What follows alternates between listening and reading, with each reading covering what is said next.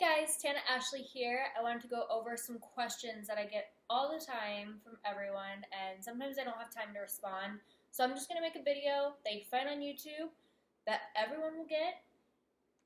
And if you have any questions, you can go back to the video. So that way you never forget.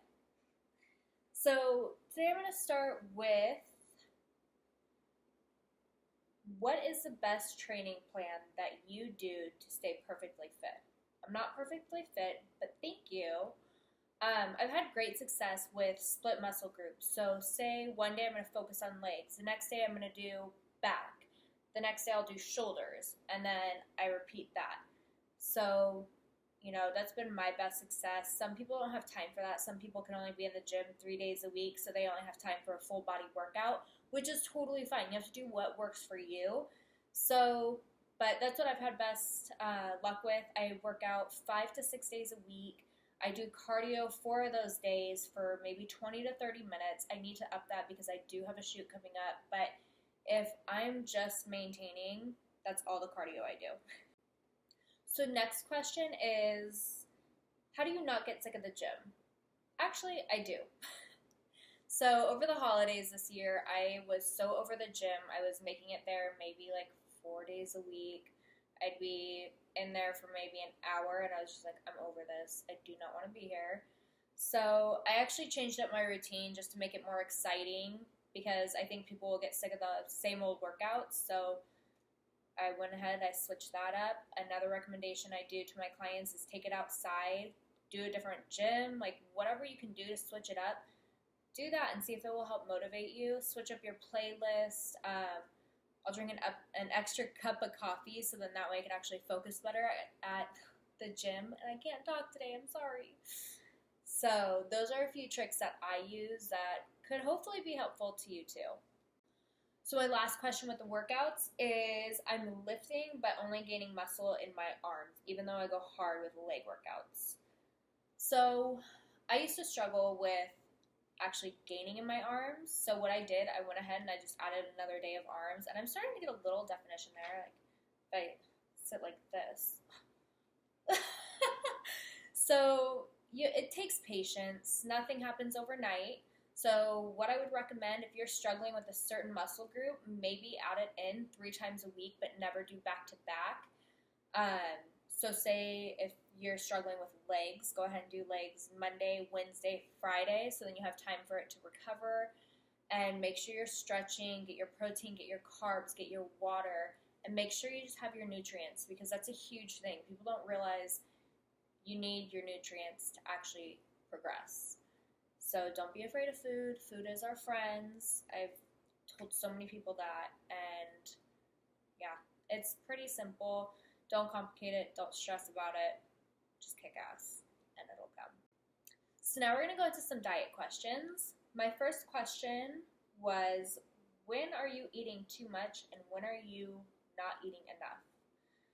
So everyone is different. If my clients are still hungry, I will up their protein, and that will usually help. If not, I make sure their carbs are a little higher, add more veggies.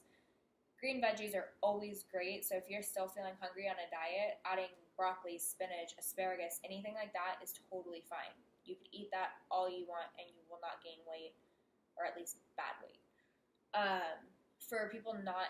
For people eating too much, I think you'll know when you're eating too much because you'll feel bloated, you'll feel tired, you won't have the best performance. I know a lot of bodybuilders, even when they're bulking, they feel very sluggish because they're just eating so much food. So you'll know, your body's going to tell you. Our bodies are very smart, so you'll know. You're either going to be hungry or you're going to feel full. So either way, you know to either take your calories down or up them. Simple. So, hold on. So my next question was what to eat. I feel like everyone has a pretty good understanding of what to eat, but they're just always expecting a fitness person to be like, it's okay to go ahead and get your ice cream, your Oreos, and eat that every day.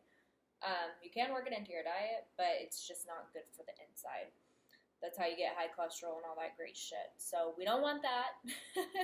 So I'm going to break it down pretty easy for you. You want to stick to your fruits, your veggies, your meat, your eggs, um, beans, rice, and for snacks, I either snack on veggies a lot, I snack on fruit, maybe rice cakes, almonds, any kind of nuts, really. I love Brazilian nuts. Sounds really weird. Um, a little bit of soy nuts. But stuff like that. I love granola. So just very basic stuff like that. And you have to listen to your body. If you eat something, I could sit there and say, eat chicken all day. But if you go ahead and try it and it doesn't work for you and your body is not digesting it properly and you're feeling bloated, you're feeling tired and sluggish, it's like, okay, maybe your body can't digest that. So switch it to ground turkey or whatever you want to try. But what always works for someone doesn't always work for you. So you need to experiment and see what works best for your body, but you want to stick to your basic foods. You don't want to get into all that processed shit, and you can achieve what you want with the basic food groups. So don't complicate it, keep it simple, and test it with your body. So my last question is, how many cheat meals can you have a week? So it depends on your goals. I know a lot of trainers that will tell their clients you can't cheat and you only have a cheat meal a week. I find that so absolutely insane, and no disrespect to anyone, any other trainer. With my own personal experience, I try to meet clients where they are. So if you want to lose weight, yeah, I'm going to pull back your junk food, but I'm not going to completely take it away from you. So if you need to have 2 cheat meals a week, let's go ahead and work that in, but your workouts are going to be a lot more intense. I personally I'm just not strict with my diet. I'm going to put it out there. I've always been very open about that. I believe in balance because when you restrict yourself too much, then once you get the chance to actually eat what you want, it's a shit show. And you end up gaining 30 pounds and now you're back to square one. So I just think keeping balance is the best way to anything. I tell clients to experiment with cheat meals too. So first, let's start with 1 cheat a week. If you're doing good with that and you're seeing results, let's go ahead and up it to 2. Once you're at 2, let's see where you go from there. If you're still seeing results, we could go ahead and do 2 cheat meals a week and, add like a little Snickers bar or something like that in there too.